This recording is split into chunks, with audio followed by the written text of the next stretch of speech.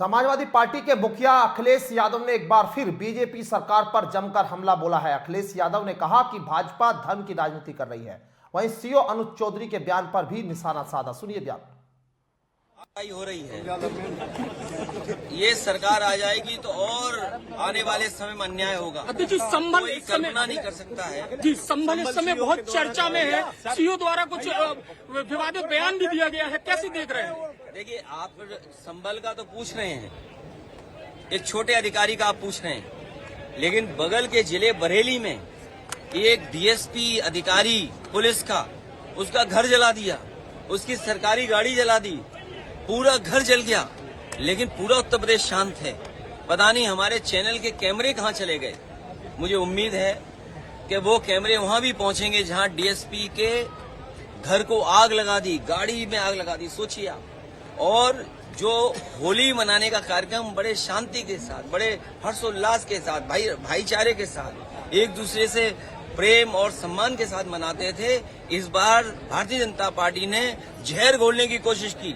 लेकिन उसके बावजूद भी मैं बधाई देना चाहता हूं जिन लोगों ने शांतिपूर्ण ढंग से सौहार्द में होली का त्योहार मनाया। क्या होली का त्योहार या कोई त्योहार राजनीति का मकसद नहीं हो सकता? हमारे देश की जो खूबसूरती है वो यही है कि अलग अलग धर्म के लोग यहाँ रह करके हम एक साथ जीवन गुजार रहे हैं। और अगर हम केवल इसी से देखें, हमने स्वामी विवेकानंद जी को हम सब ने पढ़ा होगा और भारतीय जनता पार्टी के लोग सब पन्ने पढ़ते हैं, लेकिन जो पन्ने पढ़ने चाहिए उन पन्नों को ये फाड़ देते हैं। स्वामी विवेकानंद जी जो कहा, उन पन्नों में सब पन्ने नहीं पढ़ते। हमने सुना होगा शिकागो की उनका भाषण, उनका जो सबसे बड़ा भाषण जिसके बारे में पूरा देश दुनिया चर्चा करती है। उस भाषण में उन्होंने कहा कि हमारा भारत देश वो है जो सबको एक्सेप्ट करता है, और हमारा देश और धर्म वो है जो हमें टॉलरेंस का रास्ता दिखाता है, हमारे धैर्य का रास्ता दिखाता है, हमें टॉलरेंस का रास्ता दिखाता है। बीजेपी कह रही है कि कुंभ का उन्होंने बिल्कुल सफल आयोजन किया है। काला चश्मा लगा के होली खेलते हैं, उनका दिल कितना काला होगा। जो लोग काला चश्मा लगा करके होली खेल रहे हों और उनका दिल कितना काला होगा। हम सब लोग वो लोग हैं जो अलग अलग रंग से होली खेलते हैं। बहुरंगी लोग हैं हम लोग बहुरंगी की कल्पना करते हैं कि सब गुलदस्ता तब अच्छा लगता है जब अलग अलग रंग के फूल हों। ये भारतीय जनता पार्टी के लोग एक रंगी लोग हैं। एक रंगी लोगों को कोई स्वीकार नहीं कर सकता है। इसलिए हम और आप यही समझते हैं कि जो दूसरों का दुख अपना दुख समझे वो योगी होता है। भैया योगी जी कह रहे हैं कॉपी किताब नमक मिर्ची में कितना सही है। देखिए, बीजेपी बहुत सारे पन्ने उड़ा देती है।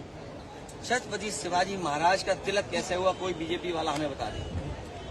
अगर कोई बीजेपी वाला मुझे ये बता दे, मैं इतने पत्रकार साथियों के साथ दावा करता हूँ, जो हजारों साल पुरानी लड़ाई है, एक कोई मनु महाराज आए थे जिन्होंने गड़बड़ कर दिया, जिनकी वजह से हम और आप सब लोग पट गए। कोई कुछ हो गया, कोई कुछ हो गया। तो हमारे छत्रपति शिवाजी महाराज जो हमारे पूजनीय हैं, हमारे परिवार के हैं, यहाँ जितने लोग खड़े हैं इन सब के परिवार के वो लोग हैं।